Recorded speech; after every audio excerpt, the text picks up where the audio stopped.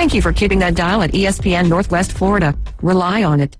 PCB Hobby, the beach's premier hobby store for sports cards, comics, coins, and trading card games. PCB Hobby carries the largest selection of boxes and packs from the latest releases of brands like Topps, Panini, Leaf, and more. Looking for a specific player or team? PCB Hobby has a wide assortment of raw and graded cards. They carry parallel rookie, game used, and autographed cards in both modern and vintage. Have a collection you want to sell? We buy, sell, and trade. PCB Hobby on Back Beach Road, just east of Florida Linen. Call 850-320-8388.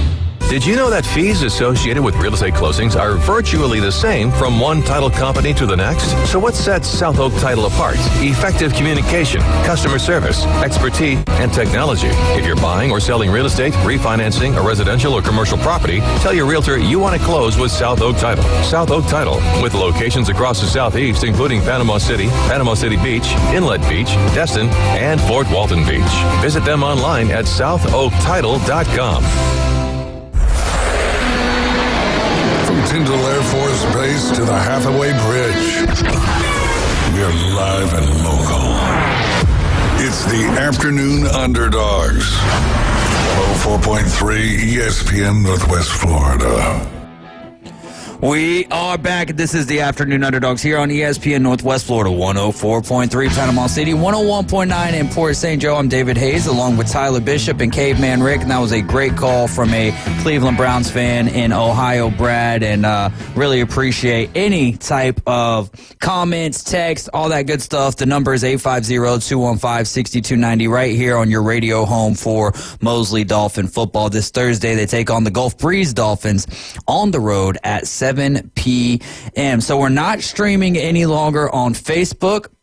I'm going to have to figure that out. So if you were watching on Facebook and maybe you went to the radio to see if we're still streaming, head on over to YouTube. Maybe we just make YouTube our place of business from now on and we get everyone to transfer from Facebook over to YouTube so that we can get this comment section popping over this way, because the comments were a little light today. And that's one of my favorite things about doing the show is interacting with you guys, because it's, I'm not Colin Cowherd do I watch a lot of sports? Yeah. 100%. Too much, I think some people would say, but look at what I get to do with all the sports that I watch. But interacting with people, it's like I'd rather it be a Dan Patrick type show than a Colin Cowherd type show, because there is no such thing as an end-all, be-all. It's like if I say something bad about your team, who am I? I'm just David Hayes, and I say bad things about my team just as well. When they're not performing well, hey, it is what it is. I'm trying to look at this through a scope of reality and not partiality, but you know how we are in sports. We get a little partial every now and again. The bias comes out. Yeah, yes, sir. I mean, you can't help it. Like, if you're a legitimate fan, it's hard not to even the flaw. Like, you can admit there are flaws, but you're gonna say the flaws may not be as bad as they are. Like, you're gonna well, it wasn't that bad because. I try to be relatively. Like the loss to Vanderbilt wasn't that bad because they're 25 now. So at the time, it didn't look too good. But where we are today, and if they beat Texas, it looks even better. So we're not streaming on Facebook anymore. And I think there might be a problem with Twitch. I don't know what's going on with vMix. I'll try to get that figured out as soon as I can. It will not happen today. I can promise you that. All right, we're just going to take the rest of the show today, since this is going to be a very short segment. And again, if you'd like to call in, 850-215-6290. And recap, it's been about an hour since you talked about it. So Georgia, Texas, your thoughts on that, and start with the theme of the show for today, because we haven't stuck with it the entirety of the show. Man, I hate, you've seen me talk during Georgia games when Georgia's not doing well, even the Bama game. I've never once, I don't think you've ever heard me come out and say, the refs are the reason why we lost the game. I've never blamed that for any game. I've always said if you leave the game close enough that the refs can make a difference in it, that's on you. A lot of times they're going to, for better or for worse. And, obviously Georgia took care of it. But, again, I don't understand how they overturned a call that's not reviewable in 12 game seconds ticked off before fans started throwing bottles on the field. The fact that they rewarded it, the fact that the head ref has Texas ties, the fact that they took 10 minutes, it felt like, to overturn a touchdown that they didn't overturn that was clearly a touchdown. Then all of a sudden Georgia gets reviewed for 3 targetings in a row. Texas gave up 7 sacks but didn't hold once. Yeah. I'm not a blame the refs type of guy, but it's that was just awful. And Yeah. luckily Georgia's defense was dominant enough it didn't matter. Yours was seeing ghosts. Arch Manning came in and was seeing ghosts. He thought it was going to be a Disney movie. He thought he was going to be the next Tua, and now he's just over there looking dumbfounded like Eli on the sidelines. Oh, no. But man, it was great to see Georgia come out and play like that on defense. It was disappointing to see the wide receivers acting like they couldn't catch a cold.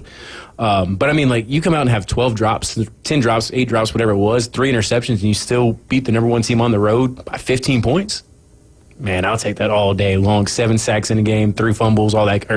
3 fumbles, all that good stuff. It was, them dogs was flying around. They Jalen were, Walker is a man. bad man. You know, they all had some Red Bull or was on whatever Jameson Williams was on to get his latest suspension. Carolina Panthers quarterback Andy Dalton was involved in an automobile accident this afternoon in Charlotte, confirmed by a team spokesman. It was he was in the car with his wife and 3 children and their dog traveling west on Sardis Road near Providence Road, around 7 miles from Bank of America Stadium. I used to live right in that area because every day Sunday we'd go to church and we would drive right by the Bank of America Stadium. No one in the vehicle was transported by emergency medical personnel to the hospital, according to the spokesperson. However, Dalton was being evaluated by team medical personnel. The team said no further information was available at this time on the accident or Dalton's availability for Sunday's game against the Denver Broncos. So, Yeah, that's it. I mean, Dalton has always seemed like a very good dude. Yeah. You know, obviously, say what you want about his quarterback skills. He's been in the league for a long time, won a lot of games. did great with Cincinnati. Was great with Cincinnati for a while. Him and A.J. Green were a great duo there for almost a decade. And it's weird because Cam Newton had a automobile incident when he was with the Panthers as well. So that's kind of weird. I mean, granted, it's probably been 7 or 8 years gap in between, but that was just the first thing that came to my mind when you mentioned it. It's like Cam Newton kind of had, I don't know how, as far as the location, if it was similar or not, but I remember he was upside down in his car when that happened. And that was, I mean, again, that's probably been a lot longer ago than it feels like just because of the way time goes by. But, hopefully he's all right. You know, hopefully, obviously football comes second. Hopefully he's able to play if he's able to this weekend. And Panthers need all the help they can get anyway. So, also seeing here the MLB wants the Rays to stay in the Tampa area even if the Trop is unfit. So they will be playing. What would be the solution there? Spring training field, maybe? Yeah, there's so many baseball facilities. Now, I don't know if the Yankees would let this happen, but they've got, the George Steinbrenner complex down there. Dude, growing up down in St. Pete as a baseball was my favorite sport, that place. So we knew the head coach of the Hillsborough Community College baseball team. So he would always invite us to spring training, and he would give us 3 or 4 crates of minor league baseballs. Yeah. So it was so cool. We'd get bats. We got all kind of stuff. Got to meet players. I remember meeting Jorge Posada. I look back on my childhood, my time in St. Pete, and I'm just like, dude, I am so thankful that I lived down there for 8 or so years because it was the experience of a lifetime. And they take, and this is no knock to this area, and I think this area is bouncing back to, really caring about the sport of baseball. And baseball's always been important here, but it's at a totally different level down there, or it was when I was growing up there. It was a totally different, more competitive level. I don't even know if we had travel baseball up here when I left, and then by the time you go down there, and it's everyone was all about travel baseball, but they got plenty of enough little leagues down there just to keep you busy for the entire summer. And that was, I got to play. That's where they hold the Southeastern Regional for the Little League World Series. So I was fortunate enough to be able to play in that stadium on our way to the Little League World Series. Never made it to the Little League World Series. Didn't get out of the Southeastern Regional. Didn't win the Southeastern Regional, but I almost hit a grand slam. In fact, it was a 0-2 count, and then work it to 2-2. Then I hit a foul ball over the fence. Never hit a home run in my life. Foul ball over the fence. Next pitch, breaking ball. Foul ball over the fence. Next pitch, fastball, high. Goes to 3-2. Next pitch, fastball right on the inside. And boom, hit it. And I'm like, oh, it's gone. Oh, it's gone. boom, one hopper to the fence. All right, run. But that was probably one of my favorite memories. Just going back and when I'm watching the Little League World Series and I see him at the Southeastern Regional Stadium, I'm like, man, I was there. I've been there. I've been there. Yeah, Miami or Clemson? Well, let's talk a little bit about the ACC. Give them some love. Who do you think is on the fast track? Obviously, Miami being undefeated, but Clemson, ever since that loss to Georgia, which is not a bad loss to have, right? Yeah. Was it ugly? Yes, but ever since that loss to Georgia has been cruising, and so much so they've been cruising under the radar. Yeah, it's weird for a team that's put up as many points as they had, won 6 games in a row now. Like, who's talking about Clemson? Yeah, really nobody. And it's weird because like Clemson's kind of being under the radar. Miami's definitely got the ACC spotlight with Cam Ward and everything else, but like Miami's probably been more if you take out week 1, the Georgia game, like Clemson's schedule has been pretty soft. Yeah. And like, I'm not saying Miami's been playing a death row of teams, but I mean Virginia Tech going on the road to Cal, coming back like, and sure they've been escaping by on some of these, and you can question the officials on those, whatever. Like that's here nor there. But like, is Clemson a product of who they played, or is it a product of Clemson? And we'll see. I mean, Clemson kind of hits a harder stretch playing Louisville, Virginia Tech, Pitt, who's another undefeated team in the ACC or in ACC play. Yeah. But I mean, I would probably give if they were to play tomorrow, I would probably pick Clemson. I think their D line will be able to play pretty well against Miami. I think Klubnik has gotten to the point where he's probably got confidence in himself. And that was the problem. We haven't seen a quarterback with confidence at Clemson since Trevor Lawrence. Right. And that's been their biggest issue for the last 2.5 years, 2 years before this year. And now that he's got it, maybe it carries over to one of these bigger games, or maybe they hit that wall again. But I think this week against Louisville, like I said, next week is Virginia Tech. But today I'd probably take Clemson. But if they both win out like they probably arguably should, maybe, you could argue both of them getting in. And I didn't think we would see 2 ACC teams making the playoff. What about you, K-Man Rick? You got a thought on that, Miami or Clemson? All right, so back to Tyler here. Who had the best win? We know it was Georgia. Georgia had the best win, right? That's easy. But of the other schools out there, who would you say had the best win when it comes to?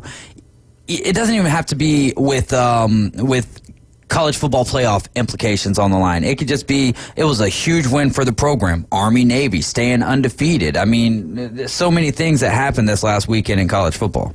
Yeah, I mean, I think it's hard as like an American. It's hard not to be like, Army and Navy are undefeated. Yeah. Let's go. Like, unless you're an Army or Navy fan, you're rooting against Army or Navy. Yeah. Like, or you're playing them that week. Like, I don't even know if Georgia was playing Army. If I could really be rooting against them, I'd be rooting for Georgia. But I don't think I think those two in Vandy, like being at the 23, 24, 25 is just awesome to see. Not some, I mean, were they ever all ranked at the same time? Right. Maybe like the 1930s.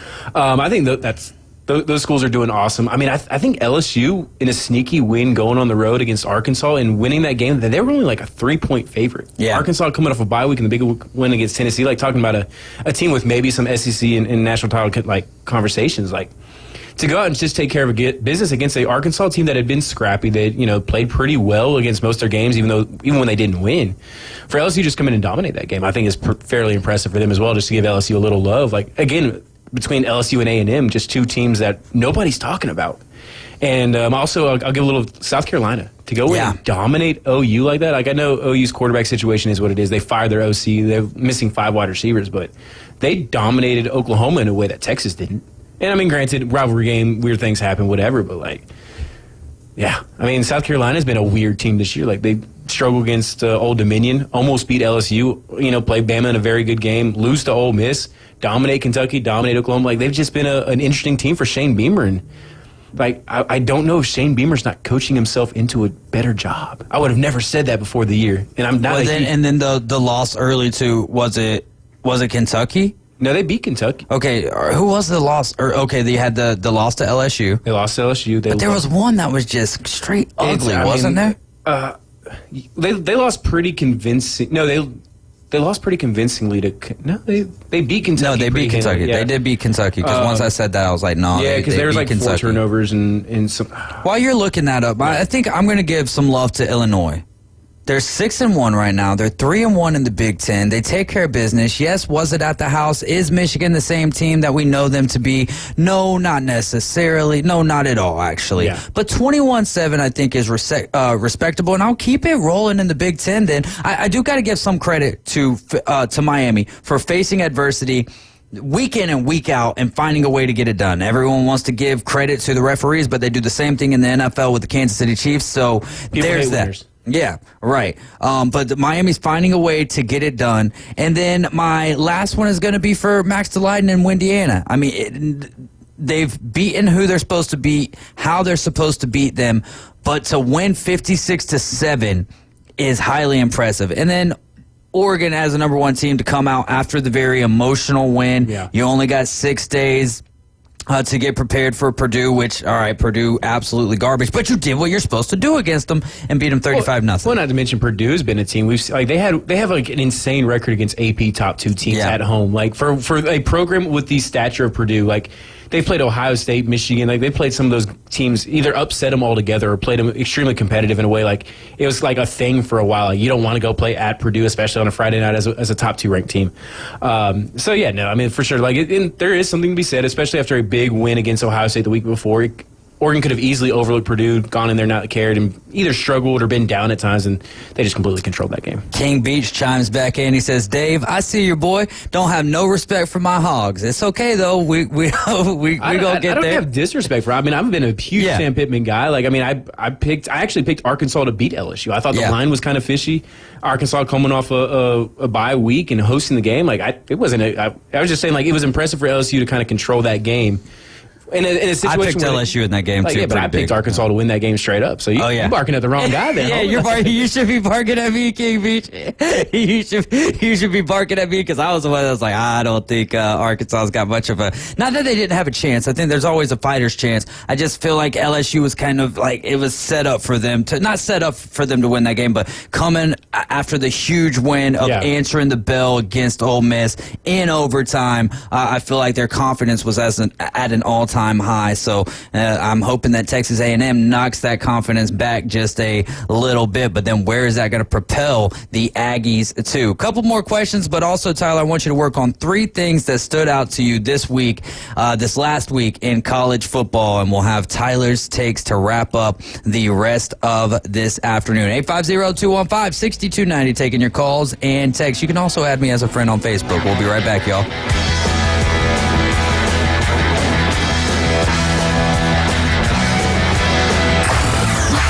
ESPN Northwest Florida is your home for college football and the Auburn Tigers. He dives! He's in! Touchdown Auburn! We heard you, Tiger fans. So this season, we're airing every single game. And you can take that to the bank. It's picked off in the end zone! Plus, the biggest games in the SEC and around the country play here on your official station for college football, ESPN Northwest Florida. Good evening. This is Joanna on ESPN Northwest Florida with your weather forecast on this Tuesday. Clear tonight with a light breeze at 6 miles per hour out of the northeast and temps near 66. Tomorrow morning we will have sunshine and a wind speed of 6 miles per hour and be warm at 78. Sunny in the afternoon and evening and high 83. Sunshine Thursday with a temp of 83. Friday the high will reach 84 with sunshine. This forecast is brought to you by Ellis Agency Insurance. Thank you for keeping that dial at ESPN Northwest Florida. Rely on it. All roads lead to adventures and a new Kia from Bill Bird Kia. Get ready to forge a new path in 2025 and discover our new Kia SUV family. Bill Bird Kia is now offering 1.90% APR for up to 48 months on the purchase of a new 2025 Kia Sorento. You'll get the perfect balance of comfort, safety, and technology. It's the best family SUV with third-row seating space for the entire family to unwind.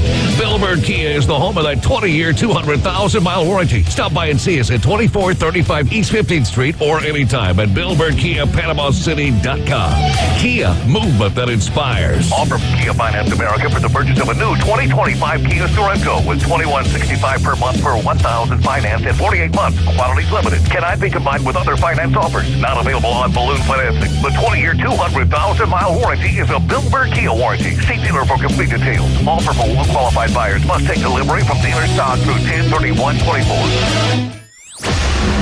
God, guns, and wrestling.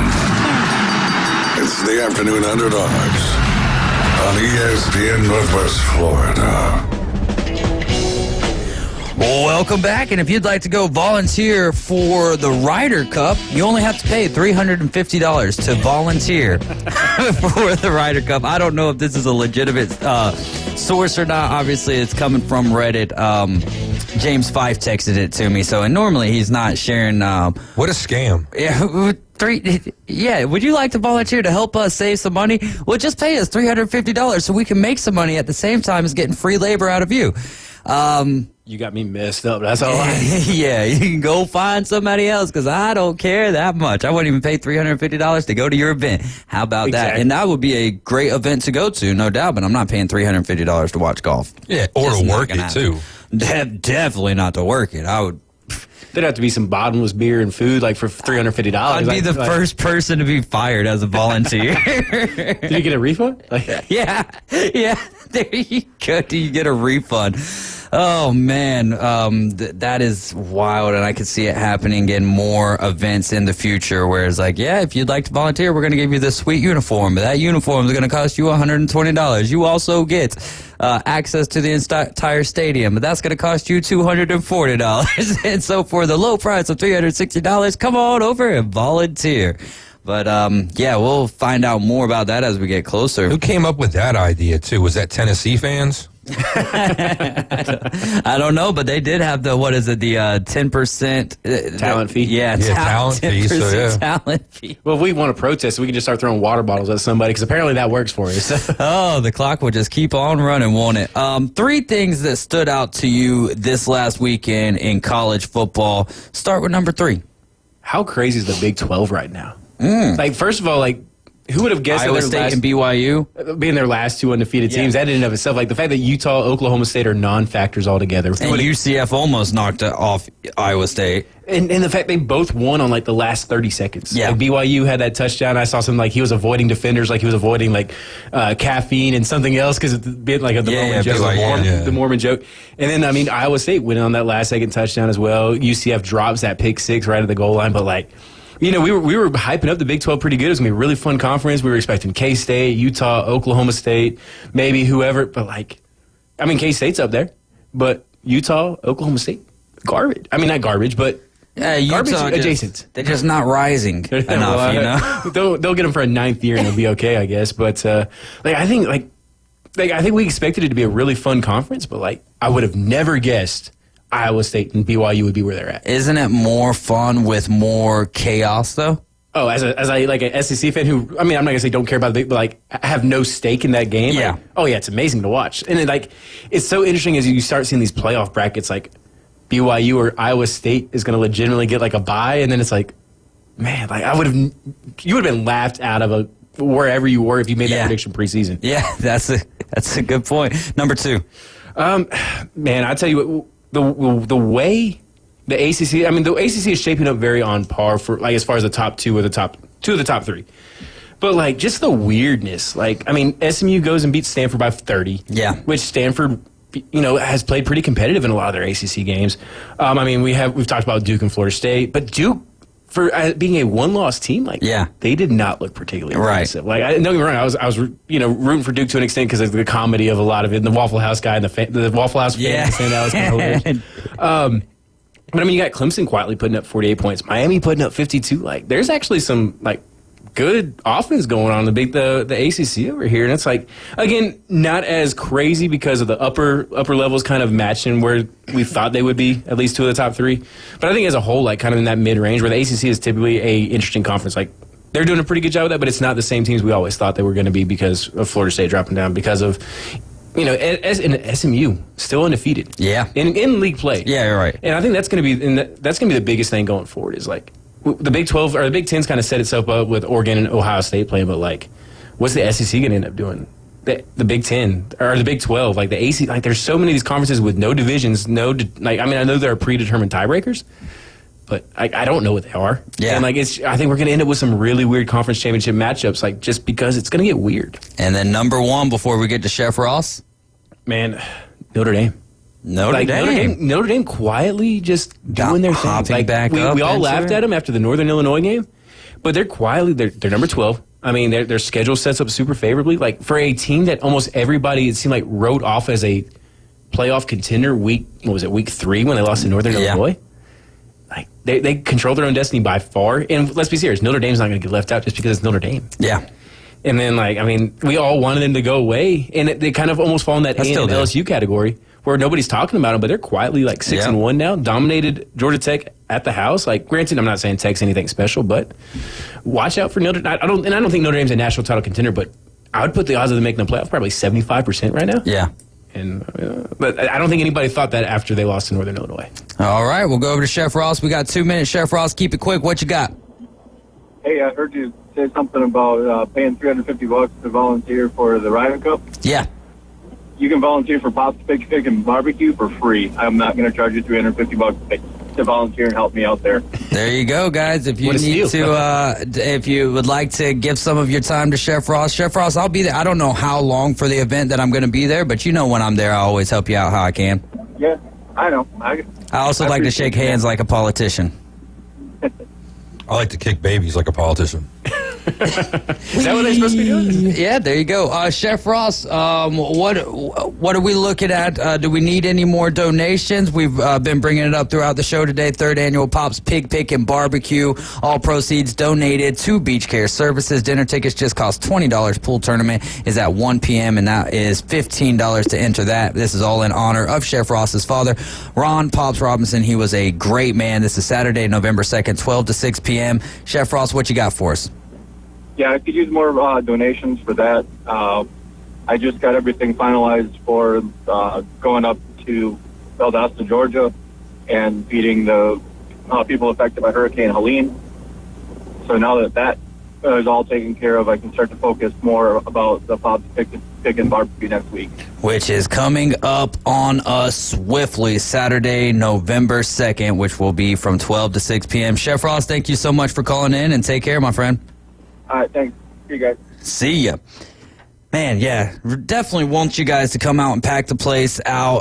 It's grown each year, and I just, it means a lot to me. I know it means a lot to Chef Ross. So if y'all just have a couple of hours, find out when your college football team is playing that day, and then come before or after that game. I'll try to be up there. I don't even know who Bama's playing on September 2nd. That might be LSU, which should be under the lights. And that should be the bye week. Yeah, it should be the bye week. Yeah.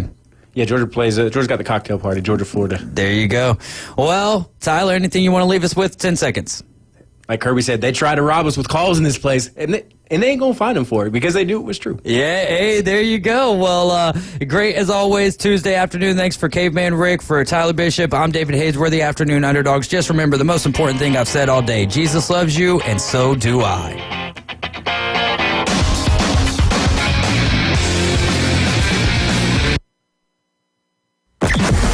Weather in the Panhandle never stops. Turn to 104.3 ESPN.